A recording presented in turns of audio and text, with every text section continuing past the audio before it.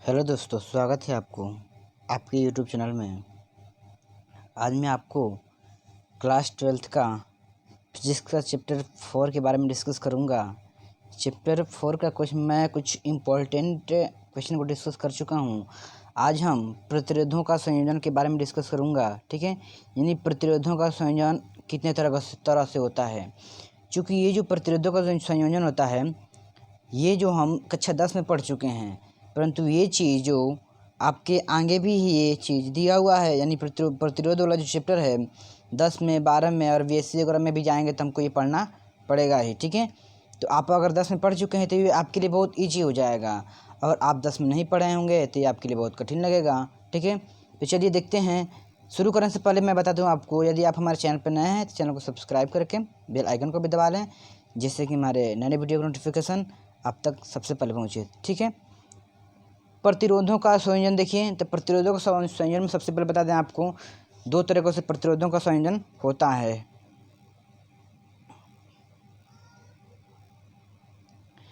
पहला कौन सा है?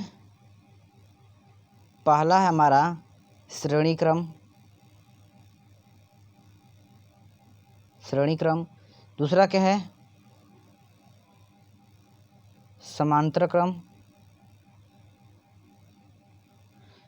क्रम। ठीक है, यानी पहला हमारा श्रेणी क्रम हो जाएगा, दूसरा क्या हो जाएगा हमारा समांतर क्रम। श्रेणी क्रम का परिभाषा क्या होता है? देखिए, श्रेणी क्रम और समांतर क्रम होता क्या, इसको पहले समझ लीजिए आप लोग। ठीक है, यानी श्रेणी क्रम, देखिए श्रेणी का मतलब एक सीधी रेखा में, ध्यान दीजिएगा, श्रेणी का मतलब एक सीधी रेखा में हो। ठीक है, एक सीधी रेखा में हो, उसे हम लोग क्या बोलते हैं? श्रेणी क्रम बोलते हैं। और समांतर जानते हैं, समांतर का मतलब समान अंतर। इसका जब हम समांतर का हम दो टुकड़ा करेंगे, यानी संधि विच्छेद करेंगे, तो आएगा समान अंतर, समान प्लस अंतर, यानी समान अंतर। यानी समान अंतर का मतलब एक रेखा एक और खींच दे नीचे, या फिर इस रेखा के ऊपर या फिर नीचे कोई एक रेखा और खींच दें। देखिए, रेखा कई तरह से खींचा जा सकता है। रेखा इस तरह से भी खींच सकते हैं, इस तरह से भी खींच सकते हैं, इस तरह से भी खींचते हैं, और इस तरह से खींच सकते हैं, इस तरह से, किसी भी तरह से खींच सकते हैं। परंतु वैसे नहीं खींचना हमको। कैसे खींचना है? यानी कोई रेखा हो गई, ठीक है, उसके नीचे एक ऐसी रेखा खींचना है। ठीक है, एक ऐसी रेखा खींचना है जिसकी दूरी पहली रेखा से हर जगह पर समान हो। यानी यहाँ से अगर यहाँ तक की दूरी नापा जाए 5 आए, तो बाकी की जगह पर सारी दूरियां को नापा जाए तो वो कितने बराबर होने चाहिए? 5 ही होने चाहिए। ये भी 5, ये भी 5, ये भी 5, ये भी 5, ये भी 5।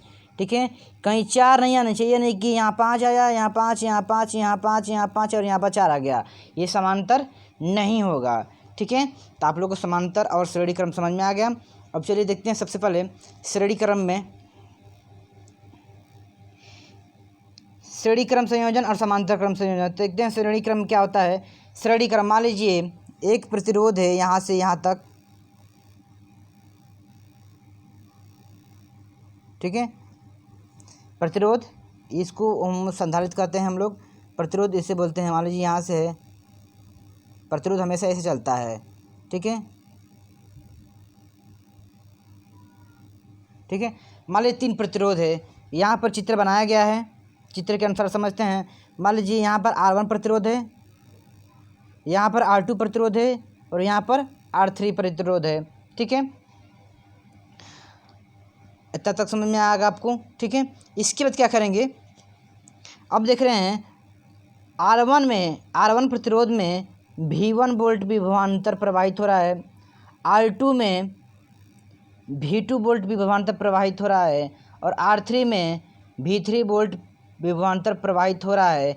यानी कुल मिलाकर बात किया जाए, इसको अलग करके एकजुट करके किया जाए, यानी इसको हम यहाँ से करके प्लस से जोड़ देंगे बैटरी से, और यहाँ से लेके यहाँ से लगा करके हम माइनस वोल्ट बैटरी से जोड़ देंगे। ठीक है, अगर तीनों को मिलाया जाए तो पूरे में कितना V वोल्ट विभवांतर प्रवाहित किया जा रहा है। ठीक है, V वोल्ट का मतलब तुल्य विभवांतर, तुल्य विभवांतर का मतलब क्या होता है, सारे विभवांतर को मिलकर तुल्य प्रतिरोध के बारे में बात किया जाए तो तुल्य यानी सारे प्रतिरोध को जोड़ करके, तुल्य धारा के बारे में बात किया जाए तो सारे धाराओं को जोड़ करके, तुल्य द्रव्यमान के बारे में बात करते तो सारे द्रव्यमान को जोड़ करके एक द्रव्यमान होगा। उसी तरह से तुल्य विभवांतर के बारे में बात करें, देखिए यहाँ पर लिखा है तुल्य विभवांतर यानी तीनों को जोड़ करके जो मान आएगा वो तुल्य विभवांतर होगा। ठीक है, अब चलिए हम लोग परिभाषा अनुसार देखते हैं।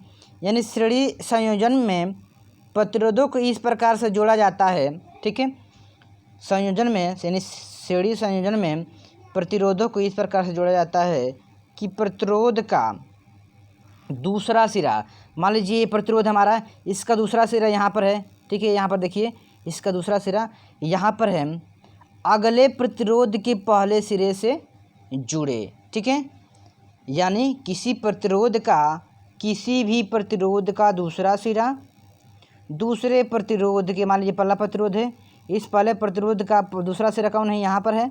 ठीक है, दूसरे प्रतिरोध का पहला सिरा से जुड़े, यानी ये दूसरा प्रतिरोध माना गया, जिसका दूसरा सिरा ये होगा, इसका पहला सिरा ये होगा, इसका दूसरा सिरा, यानी यहाँ क्या हो जाएगा 2 और 1, हमेशा 2:1 का संबंध हमेशा बने तो उसे हम लोग क्या कहते हैं, श्रेणी क्रम का संयोजन कहते हैं। ठीक है, अब चलिए इस प्रकार की धारा में, इस प्रकार के संयोजन में धारा के लिए केवल एक ही मार्ग उपलब्ध रहता है,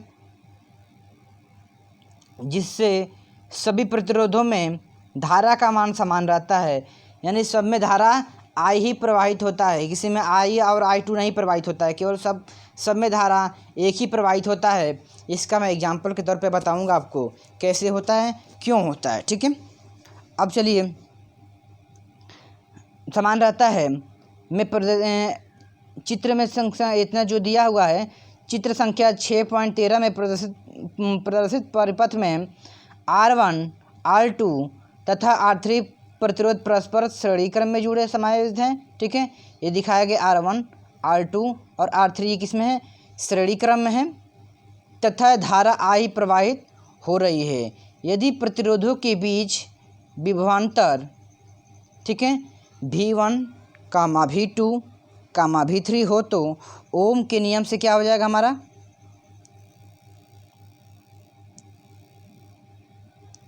ओम का नियम क्या था, V बराबर था हमारा IR।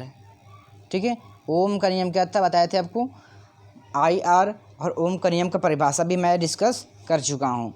ठीक है, आप लोग उसको देखते रहिएगा। यानी V1 बराबर क्या हो जाएगा IR1। ठीक है, V बराबर क्या हो जाएगा IR1। R1 क्यों लिखे हैं, क्योंकि पहले प्रतिरोध के बारे में हम लोग गणना कर रहे हैं।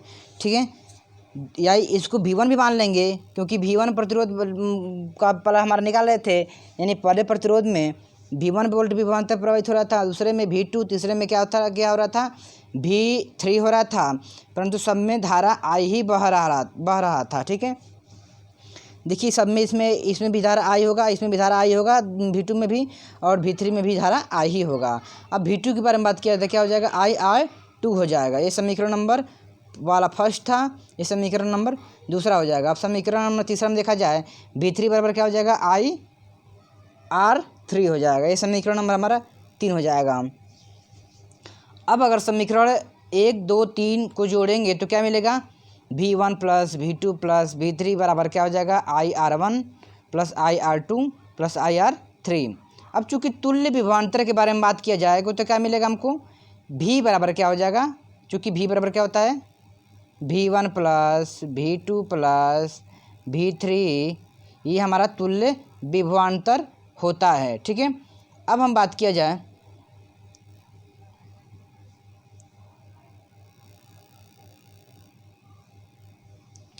ठीक है, V बराबर क्या बताते हैं अभी, V बराबर V1 plus V2 plus V3। अब इसमें से चूँकि देख रहे हैं इसमें अगर I कॉमन लेंगे तो क्या हो जाएगा R1 प्लस, ठीक है, R2 प्लस R3। ठीक है, R1 plus R2 plus R3, और बाहर में क्या है I कॉमन ले लिए थे। अब चलिए V बराबर हमें क्या मिलेगा I ब्रैकेट में R1 plus R2 plus R3। अगर तुल्य प्रतिरोध के बारे में बात करें, ध्यान देखिएगा, तुल्य प्रतिरोध के बारे में अगर हम बात करें तो क्या मिलेगा हमको। ठीक है, आर बराबर क्या हो जाएगा, R1 plus R2 plus R3 हो जाएगा। ठीक है, चूँकि अब ऐसे प्रतिरोध आर की संकल्पना की जा सकती है जिसमें धारा आई प्रवाहित करने पर विभवांतर भी वोल्ट उत्पन्न हो। यह एक प्रतिरोध R1 R2 तथा R3 श्रेणी क्रम में समतुल्य होगा। अतः आर बराबर क्या हो जाएगा, अगर V बराबर आई आर होता है, V बराबर आई आर होता है, तो आर का मान अगर निकाला जाए तो क्या हो जाएगा, इसको स्क्रॉल करके नीचे कर देंगे, V के नीचे यानी V बटे में क्या हो जाएगा, आई बराबर क्या हो जाएगा, आर। ठीक है, तो मानक देंगे केवल, परंतु समीकरण 4 से एफ हमारा 5 है, समीकरण 4 से देखा जाए तो क्या हो जाएगा, V बटे में आई, चूँकि V बराबर क्या था, ठीक है, V बटे में आई बराबर, यहाँ से देखा जाए तो ठीक है, V बटे में आई बराबर R1 plus R2 plus R3, हमारा समीकरण नंबर क्या हो जाएगा, 6 हो जाएगा। अब समीकरण 5 की तुलना 5 तथा समीकरण 4 की तुलना करने पर क्या हो जाएगा, आर बराबर क्या हो जाएगा, बताए थे अभी आपको, तुल्य प्रतिरोध निकालने के लिए R1 plus R2 plus R3 हो जाएगा। ठीक है, सामान्यीकृत रूप में अनेक प्रतिरोधों R1 R2 R3 के श्रेणी क्रम संयोजन समतुल्य प्रतिरोध आर बराबर क्या हो जाएगा, R1 plus R2 plus R3। ठीक है, क्यों होगा, क्योंकि यहाँ से कॉमन ले लेंगे तो V से V कट जाएगा और I से I कट जाएगा और 1 बटे में R1 बराबर हो जाएगा, R बराबर हो जाएगा हमारा, R बराबर, चूँकि V बराबर होता है क्या होता है, I होता है। नहीं समझ में आ रहा है आपको, देखिए फिर समझा दे रहे हैं आपको हम, चूँकि V बराबर क्या होता है यहाँ पर, देखिए V बराबर यहाँ पर क्या होता है, आई आर लिख देंगे, I इंटू आर लिख देंगे। ठीक है, I बार यहाँ पर हमारा है ये है। ठीक है, और ब्रैकेट में क्या है, R1 plus R2 plus R3, यहाँ तक तो कंप्लीट है। अब I से I कैंसिल कर देंगे, R बराबर क्या हो जाएगा, R1 plus R2 plus R3, यही हमारा क्या हो जाएगा, राइट आंसर हो जाएगा। ठीक है, इसके बाद देखिए इसमें कुछ एग्जाम्पल के तौर पर समझा दे रहे हैं आपको हम। एग्जाम्पल के तौर पर समझाने के लिए सबसे पहले लेंगे एक हम एग्जाम्पल, दूसरा एग्जाम्पल मान लीजिए, पहला एग्जाम्पल लेते हैं हम लोग। मान लीजिए हमें यहाँ से लेकर के, ठीक है, यहाँ तक हमें एक बल्ब जलाना है। इस यहाँ तक मान लीजिए इसकी दूरी हमको 10 मीटर है, 10 मीटर है। यहाँ से तार को खींच करके यहाँ पर हमें बल्ब जलाना है। तो अब देखिए ध्यान से, ये श्रेणी क्रम है कि समांतर क्रम है, ये श्रेणी क्रम ही है। ठीक है, अच्छा अब देखिए मान लीजिए हमें इतने में 5 बोल बल्ब जलाना है, इतनी दूरी में हमें 5 बल्ब जलाना है। तो सबसे पहले यहाँ पर हम लोग कट करेंगे, यहाँ पर इस तार को कट करेंगे और इसमें से एक हम बल्ब लटका देंगे, यहाँ पर भी कट करके एक हम बल्ब लटका देंगे, यहाँ भी कट करके के बल्ब लटका देंगे और यहाँ पर भी एक बल्ब लटका देंगे। ठीक है, अब देखिए ध्यान से, इसमें रूल क्या होता है, ध्यान दीजिएगा ये हमारी बातों को। यहाँ से कोई हमने तार से विद्युत धारा प्रवाहित किया और यहाँ पर कट करके एक बल्ब जलाया। ठीक है, तो ये जो बल्ब है और ये जो बल्ब है, इस बल्ब की रोशनी, इस देखिए सबसे लास्ट वाले बल्ब की रोशनी पहले वाली बल्ब की अपेक्षा बहुत कम जलेगी। ठीक है, जलेगी, क्यों जलेगी, इसका कारण क्या है, इसका कारण यही है कि जब से मान लीजिए इसमें 10 वोल्ट का हमने या फिर 10 एम्पियर का धारा हमने इसमें प्रवाहित किया, तो यहाँ से यहाँ तक गया, तो क्या हुआ, यहाँ पर तार कटा हुआ है, तो तार जब कटेगा तो प्रतिरोध लगेगा इसमें। ठीक है, प्रतिरोध का मतलब होता है रुकावट। ठीक है, इसमें प्रतिरोध लगेगा, तो प्रतिरोध लगेगा, तो प्रतिरोध लगने का मतलब इसमें क्या होगा, कुछ रुकावट पैदा हो गई, यानी 10 वोल्ट में कुछ बिजली खपत यहाँ पर हो जाएगी, रुकावट पैदा होगा। तो इसके बाद रुकावट पैदा होगा तो यहाँ से कुछ खपत हो जाएगी, इसके बाद फिर आगे बढ़ेगी, फिर कटपीस है, फिर यहाँ पे भी कुछ बिजली खपत होगी। ठीक है, यहाँ कुछ खपत हो गया, फिर यहाँ से यहाँ तक गया, यहाँ पे भी कटपीस है, यहाँ पे भी कम खपत हो गई, यानी एक एक पॉइंट भी अगर कम होगा तो यहाँ तक पहुँचते यहाँ पे भी 1 पॉइंट कम हो जाएगा, यहाँ तक पहुँचते मान लीजिए 4 पॉइंट कम हो गया, तो 4 पॉइंट यानी 10 था, 10 में 4 घट जाएगा, 6 पॉइंट बचा हमारा। तो 6 पॉइंट यहाँ पर जलेगा और मान लीजिए यहाँ से यहाँ तक गया तो 9 पॉइंट यहाँ से जलेगा, ठीक है। यानी यहाँ पर 9 पॉइंट यहाँ पर 6 पॉइंट, 3 पॉइंट का फ़र्क हो जाएगा। इसलिए हमें श्रेणी क्रम में कई बल्ब जलाने पर हमें क्या होता है, शुरू की बल्ब तेज़ जलती है और लास्ट की बल्ब कम जलती है। अब इसके बाद कुछ आता है कि हमारे घरों के जो वायरिंग होता है उसमें जो स्विच होते हैं किस क्रम में लगा होता है, तो हमारे जो समांतर क्रम में लगा होता है। क्यों लगा होता है इसका एग्जांपल बता रहे हैं आपको। जो स्विच का जो आकार होता है, जो स्विच का जो हमारा आकार होता है, इस स्विच पर होता है एक तार इसमें फंसाते हैं हम लोग और एक तार इसमें फंसाते हैं। अब देखिए ये ऊपर नीचे है कि नहीं, ये ऊपर है और एक नीचे है, हमेशा आमने सामने, ठीक है। यानी आमने सामने इसकी दूरी हमेशा क्या हो, बराबर हो, उसे हम लोग क्या कहते हैं, समांतर क्रम बोलते हैं, ठीक है। तो आज के लिए बस इतना ही। कल मैं समांतर क्रम के बारे में डिस्कस करूंगा। यदि हमारा वीडियो आपको अच्छा लगा है तो वीडियो को लाइक, शेयर एवं कमेंट बॉक्स में ज़रूर कमेंट करें कि हमारा वीडियो कैसा लगा है। और यदि आप हमारे चैनल पर नए हैं तो चैनल को सब्सक्राइब करके बेल आइकन को भी दबा लें, जैसे कि मैं डेली वीडियो की नोटिफिकेशन आप तक सबसे पहले पहुँचे। धन्यवाद।